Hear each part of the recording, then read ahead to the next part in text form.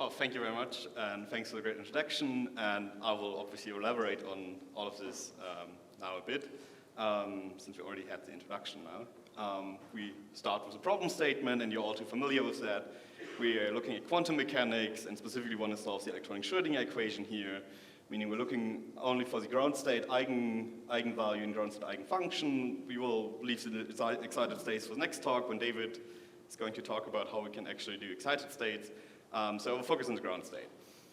And as you also know, we have no analytical solutions for this, so we have to come up with smart approximations on how we can get as close to the ground state as possible.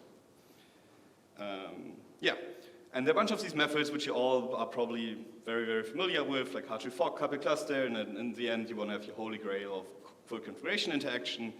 But to get more and more accurate results, you also have to spend more and more compute time, so this one quickly blows up. While it looks linear, obviously it's not.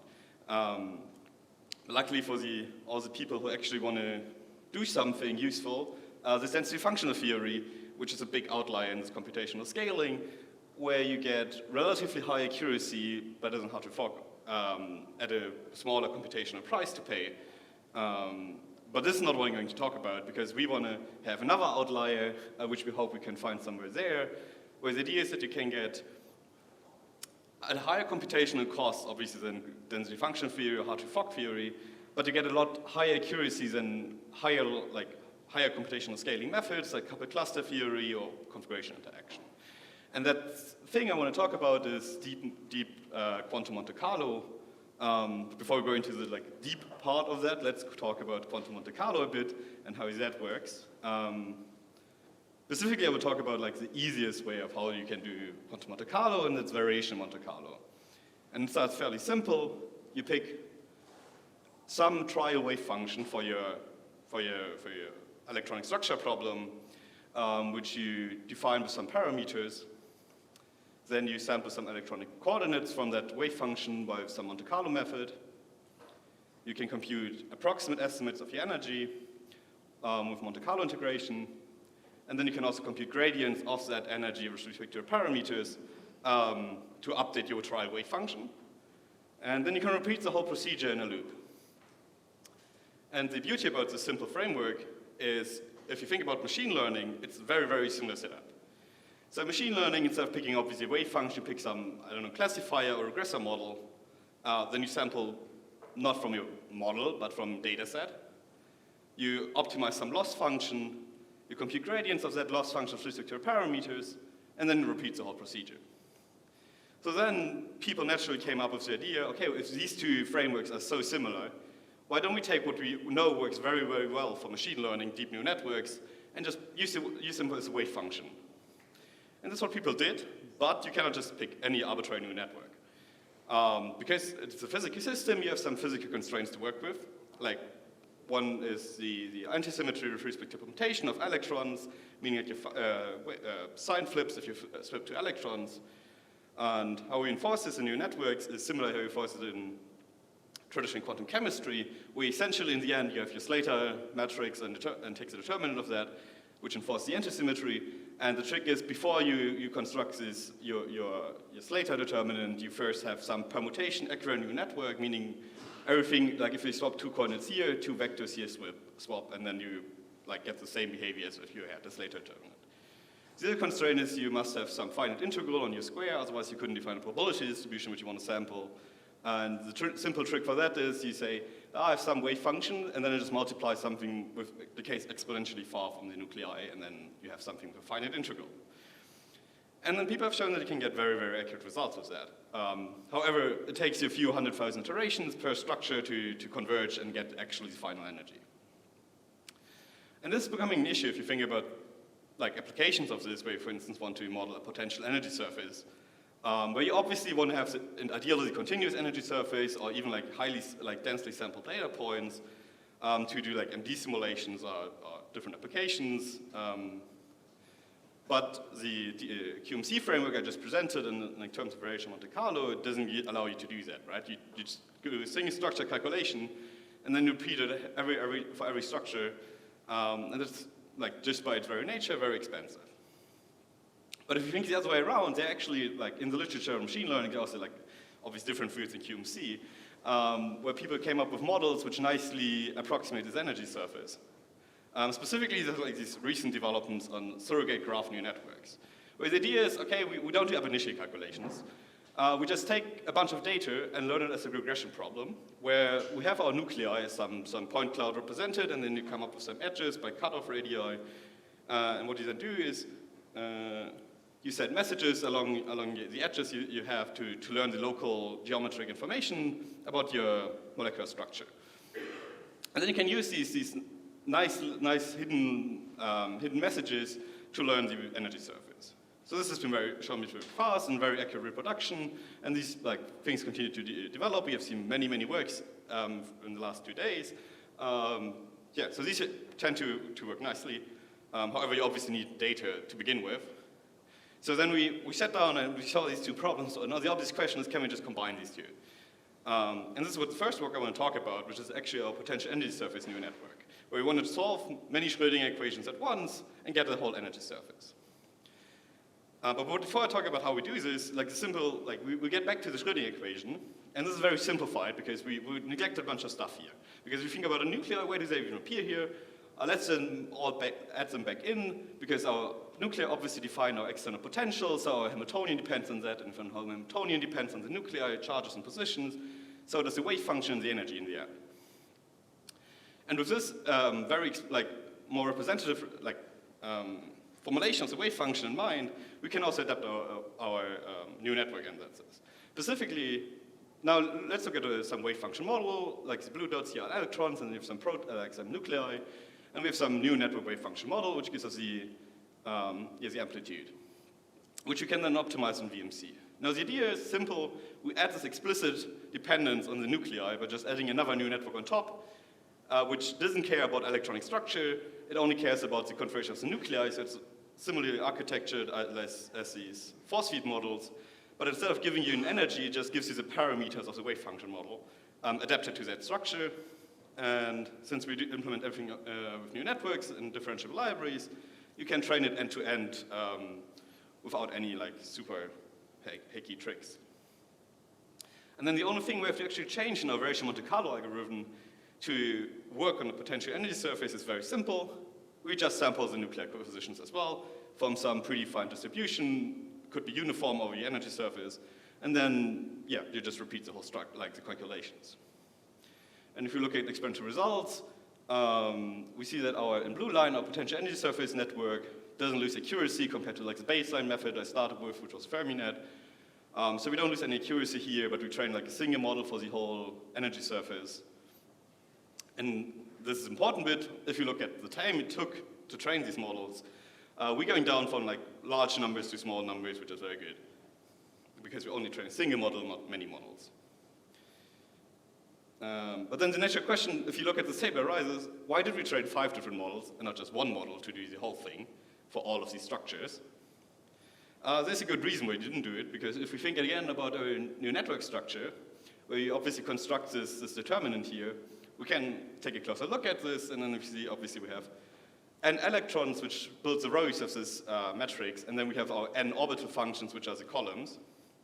And if I now have a different system, which has more electrons, I can obviously add rows, but how do I find new networks, which have also been trained on this problem at hand? So there's a bunch of challenges in generalizing this approach, right? The number of orbitals varies. You also still want to enforce some similarity between orbitals. For instance, the core orbitals of an oxygen atom will look similar independent of where you put it. They must also be learned from the structure, because obviously nuclear structure depends, completely defines also the solution of the Schrödinger equation, and they should be machine learning learned. And this is what we set out to fulfill in our next work. I want to talk about, which is generalizing these whole new network wave functions to arbitrary molecules. And the idea is simple. So you have, again, your nuclei, and you do the same thing as you did before. So you have your nuclei, and you do some graph neural network message passing. You learn your parameters, which define the local environment of these nuclei. But now we just take some empirical guess and say, okay, Where we find electrons will be roughly, we will have core, like this is a water molecule, and then we have 3 core orbitals around an oxygen, and then you will see 2 covalent bonds between the hydrogen and the oxygen. And so what we do is you just empirically pick these center points of covalent bonds and place a pseudo point in space there. And since our orbitals are now localized in space, we can also enforce similarity because they will have similar, if they have similar chemical surroundings, they will also should behave similar in the end. And to actually make them aware of your chemical surrounding, we again use message passing neural networks. This is how we only look at the nuclei and then say, okay, every nuclei send a message to the orbitals, such as the orbitals know these nuclei and that surrounding with these constellations to watch each other. And this way, our nuclei have some local, our orbitals are aware of the local structure around them, and you can adapt them, because otherwise, for instance, these 2 valence orbitals would be indistinguishable from each other. In that case, you would have a singular matrix.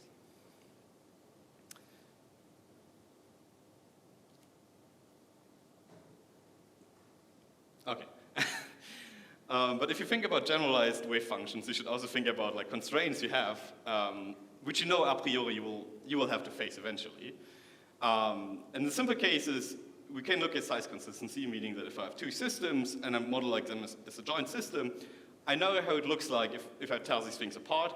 They will stop interacting with each other, which essentially means the total energy of the system will be the sum of its components.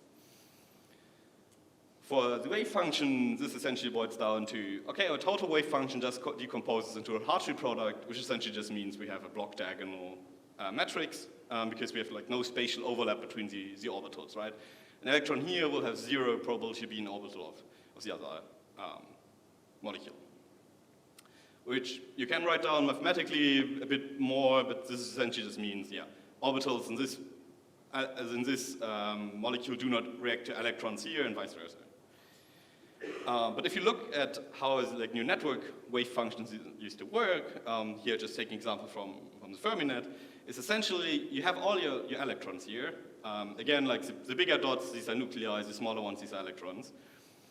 You first, what you used to do, yeah, you just take all electron-electron correlations, somehow accumulate them, then you take all the electrons, do global average, and then take this global average to update all the electrons again in the end. Now, the issue with this is that, A, the more I scale up in the number of electrons, the more my global average is obviously converging to some mean, right? If I have thousands of electrons, there's little high-frequency details left in that global average. And the other problem is, okay, even if I now add an electron over here, well, it will just be averaged in the global sum. So the orbitals will change because I added an electron infinitely far away, which is not the strongest inductive bias. So we updated this framework in a very force field inspired way, meaning that, okay, the messages which you send from electron to electron, let's just decay them exponentially with distance, indicated by the different shades here, such that if I now add an electron here, the others obviously do not care. And then instead of doing a global average, which has these, not just the size consistency issue, but also a information bottleneck issue, we know that we have nuclei, and we just take these nuclei as spatially centered means.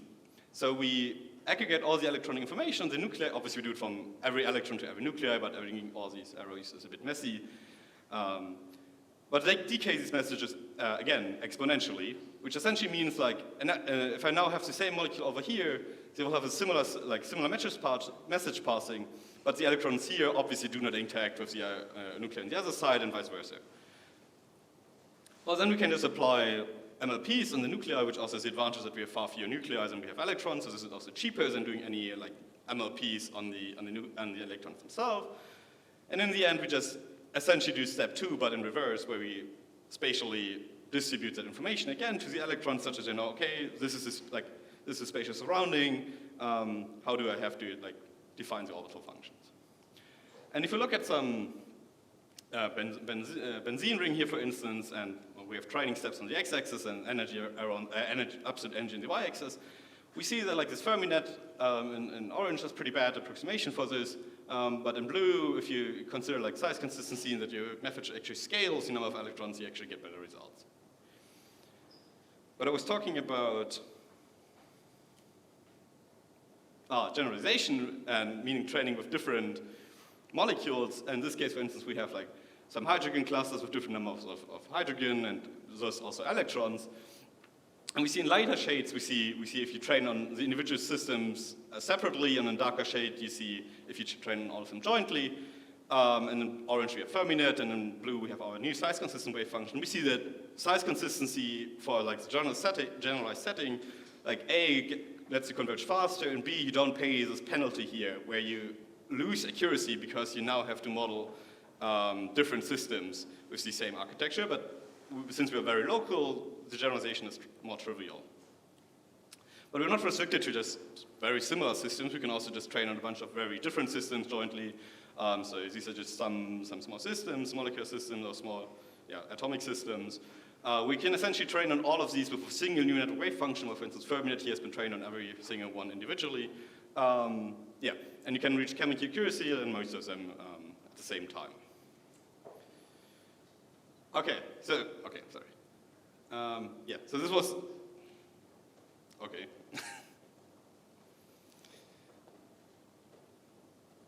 Okay, but so we now have for our energy surface, we have a nice new network wave function for the whole, all of our configurations, but we do not actually have the energy surface, right? We have the wave function, and if you want to take any point and get the energy, you still have to solve some numerical integral. So this is still expensive, it's obviously a lot cheaper now that I don't have to train the wave function, but even given the correct wave function, you have to do numerical integration, meaning lots of Monte Carlo steps, energy computations, and this just adds up. Like for small systems, this would already take minutes to hours, restricting yourself to obviously sparsely sampled data points on this energy surface. But we also looked into this problem and how we can avoid the sampling at inference time of these potential energy surface networks. And the idea is to first look at, okay, how could you classically do it? If I only do a single structure calculation, I know that my energy will somewhat converge eventually over training to some value. And my standard deviation will also go down, and then in the end it will all look roughly similar because the changes I do to the wave function will diminish over time. So then a simple approach is, I will just take a running average, and in the end it's going to be very, very close. So empirically, this is quite low noise. You don't need to sample at inference time because you already did it during training. It's technically biased because you will have a higher energy because you obviously averaged over higher energy states before. But in practice, it rarely does matter.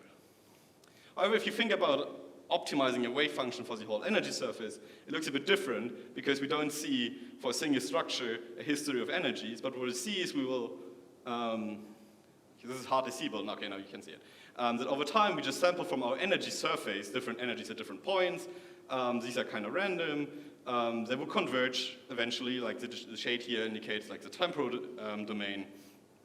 But we cannot, for a single structure, since this is obviously a point mass and you will not have any history, cannot just average the last n steps to estimate the energy. Instead, what we think about is, okay, you saw all these points which you see each step. Now, let's not think about them as individual points, but as sampled functions, and we do this by just fitting a potential to each of these data points at every step. And then we observe a bunch of continuous functions over the course of our training. And then the idea is, okay, in the end, we just average all of these functions, which we see if this animation converges. And this darker orange line, which then gives us a pretty good estimate of our actual energy surface. So if you look at the schematic, which might be a bit much in the beginning, but it's simple, we have our different nuclear configurations from our energy surface here. And during training, you obviously put them into a potential energy surface network. Here you have this meta network, then you get the wave function. You compute gradients in VMC framework and optimize this. And as I said in the beginning, in the VMC framework, to get the gradients, you obviously have to compute energies first. So you sample these noisy energies from the energy surface all the time.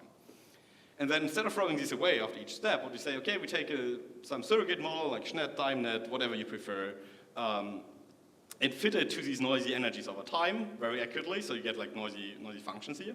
and then compute this loop simultaneously. And then by averaging over the surrogate model and by averaging over the parameters, you have a very nice estimate of the energy surface at inference time, where you don't need to do the top part at all. You just take your structure, put it into your graph neural network, and you get your energy. And empirically, this works surprisingly well. So on an energy surface, you can now get like these smooth, continuous lines estimating your surface, which are very, very close in agreement with the Monte Carlo integration. You can do high systems, so you actually have the advantage, like, because we use all the correlations between these different data points, we actually get a smoother energy surface than we get with the Monte Carlo integration. Well, we could reduce the error by just doing more and more samples, but this already took quite some time. And you can do things like sample densely a two-dimensional energy surface, which otherwise is a bit expensive. And that's the main reason. Like, if you look at the time it takes, like on the left, we see just the time it takes to train one of these potential energy surface networks. Then we have the time it takes to do inference, a single time. So if a null, for instance, takes already like 3 hours to do one calculation, while we could, with all the data we've already generated in just 40 minutes, train the potential and then just do inference, obviously, as many times as you want to, because it just takes microseconds.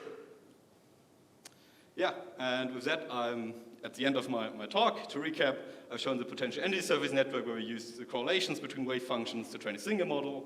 I talked about how we can generalize this across molecules and how you can construct size-consistent wave functions. And lastly, how we can use this framework of generating a potential directly from these Ab-Initio calculations. And that's the end of my talk. Thank you very much.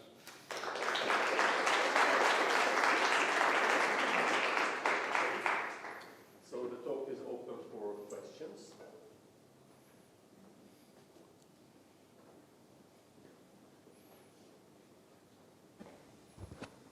Thanks, this was nice. This is a bit of a technical question. You had this slide where you showed the different way of updating. And so you have these orbital embeddings. And this one? Yeah. These orbital embeddings, are you pooling that information from all embeddings onto one atom, or does every atom have a set of embeddings that only get press information to that one atom? So is it a sparse structure, or is it a fully connected? We do everything fully connected because it's more GPU friendly and not like having new computational graphs every step. Technically, you can do, like, we do exponential decays at every step, meaning like if I now have like a similar structure over here, they wouldn't interact with each other. We still model it on computer because it's more friendly for the GPU and you don't have to, like, for technical reasons. But they will, since they're exponential decay, like the computer essentially just adds zero. So we do it in practice, but it's like just for technical reasons. You don't have to update a neighbor list every time, you just do padding in those cases where it goes to zero, or?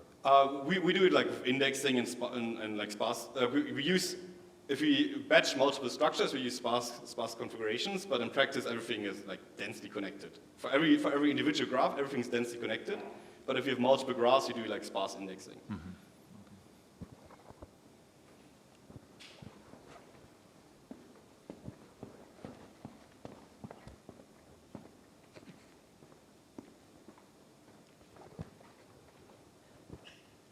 Thanks for the very interesting talk.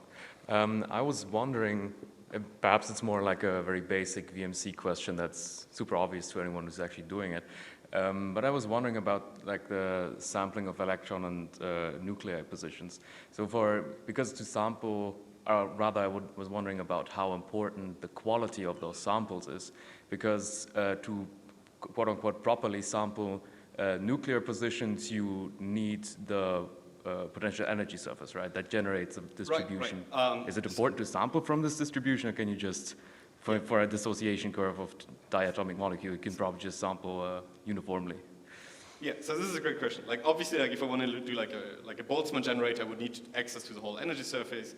But since our goal is to measure like the energy surface at every point like equally, we just sample uniformly with some predefined distribution, and it doesn't depend on the energy surface itself. Obviously, you could like come up with more advanced schemes where you will sample more frequently, where you know your error is higher.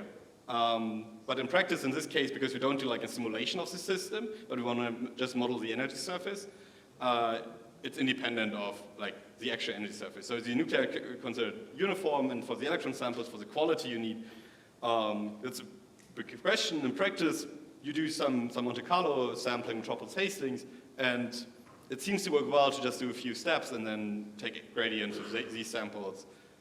So that's just empirical factor. It just works well if you, even if they're correlated. Okay, thank you very much.